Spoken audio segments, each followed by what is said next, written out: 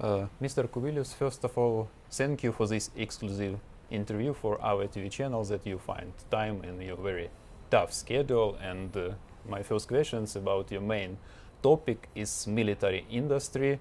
A lot of discussion today is that EU should invest in Ukrainian industry too, not just in EU industry. What do you think about this? And you work on white paper of European industry.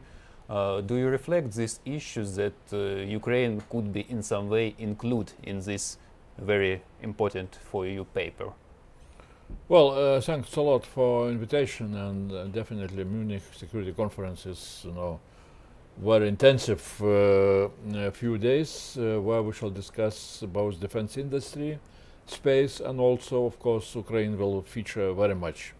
Both, speaking about defense capabilities, about political developments, American initiatives, European initiatives. So that's 3 or 4 days of very intensive discussions. Now on white paper, yes, white paper we are going to publish it in the middle of March. It will be devoted to several most important topics.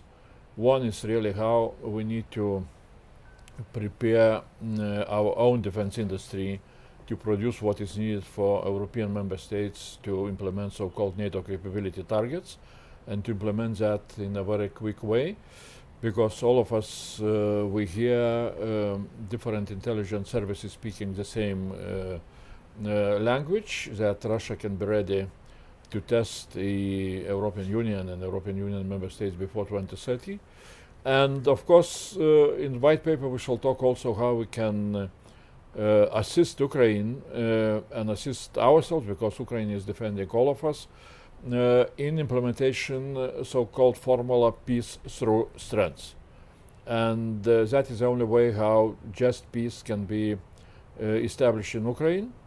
But in order to implement such kind of formula, we need to understand that strength for Ukraine, additional strength for Ukraine, can come only from outside, from the West, from the joint West efforts, better together with United States, European Union and United States.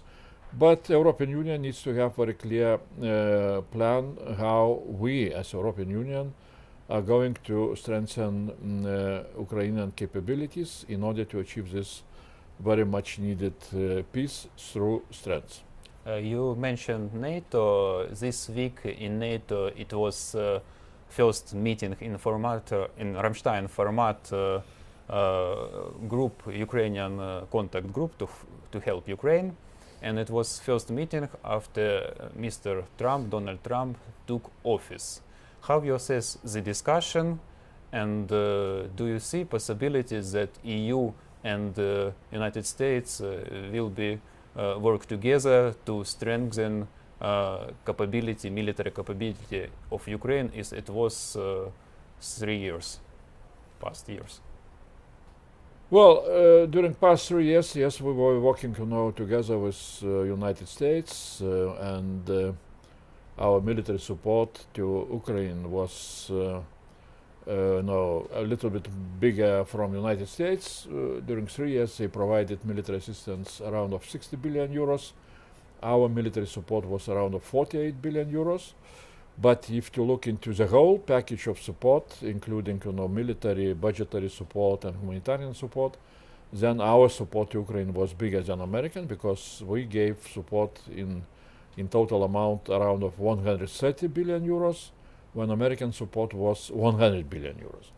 So I hope that some kind of this equal participation in support of Ukraine will continue.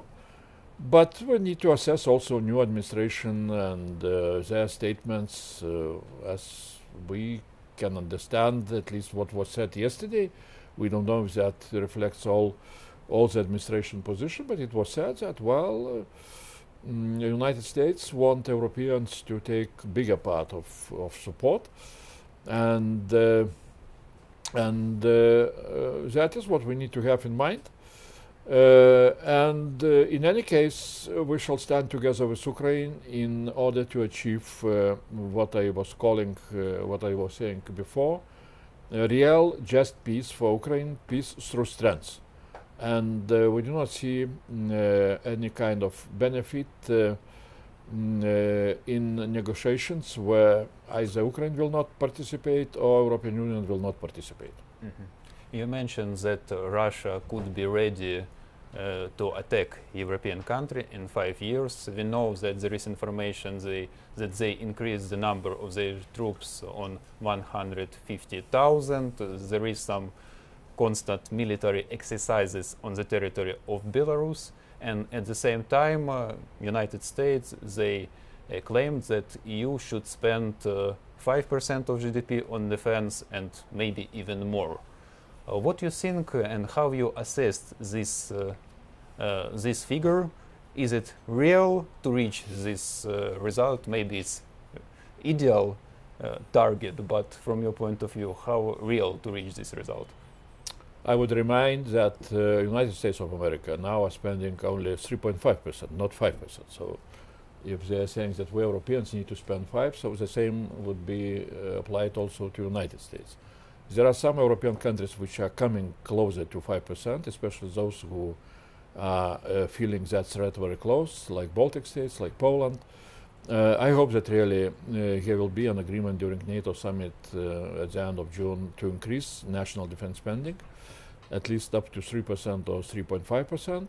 And we have our very clear calculations how much we need to spend and how we need to raise money, additional money on EU level, how we need to convince banking sector to invest much more into defense, because it's not the question of percentage, how much we need to spend. Is a question what kind of capabilities we need to have on the European continent in order to be ready to defend ourselves and in such a way to deter Russian wish to start a new aggression. So that is what we are together with NATO. We are working very, very closely, evaluating what capabilities European member states need to have. The gaps are not small ones, but I see also possibilities that quite soon, during NATO summit, during forthcoming European Council meeting immediately after NATO summit, here will be made very important decisions exactly to have very clear plan how we are strengthening our defense capabilities, how we are reaching those NATO capability targets, and how we are supporting also Ukraine, how we are strengthening our support to Ukraine in order to achieve this what I called before peace through strength.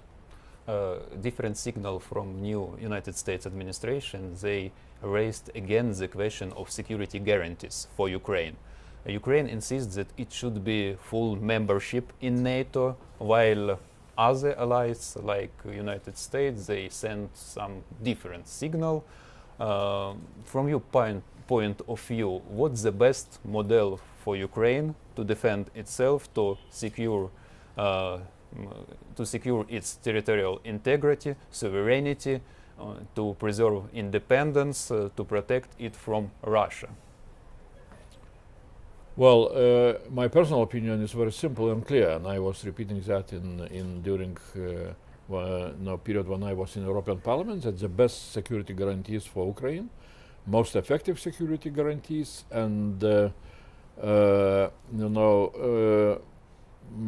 not costing some amount, very big amount, incredible amount of money, is of course Ukraine membership in NATO. But if there are countries which do not want to do that, then of course member states will need to discuss what other security guarantees they can provide and they must provide. But this is not my responsibility. It's not included in my portfolio, and it's not what the European Commission will do. That will be member states level discussions. Yesterday I participated in Paris in so-called Weimar Plus format discussion of I'm calculating 6 or 7 foreign affairs ministers, including including Andrius Kubilius. And exactly discussion was also about so what kind of security guarantees must be provided for Ukraine. And the last question about possible negotiation with Russia. When you see the place of EU in this possible negotiation, and which instrument could use EU, because EU I think used almost all instruments that it had to stop Putin, to stop aggression? Well, first of all, in order to come to negotiations, again and again, I can repeat that we, European Union, together with the United States, we need to implement, the second part of the formula, peace through strength. We need to bring Ukraine to Ukraine, additional strengths, which means additional weapons, additional, different other military equipment which is needed for Ukraine to show to Russia, and for us also together with Ukraine to show to Russia that they will not be able to achieve anything in Ukraine.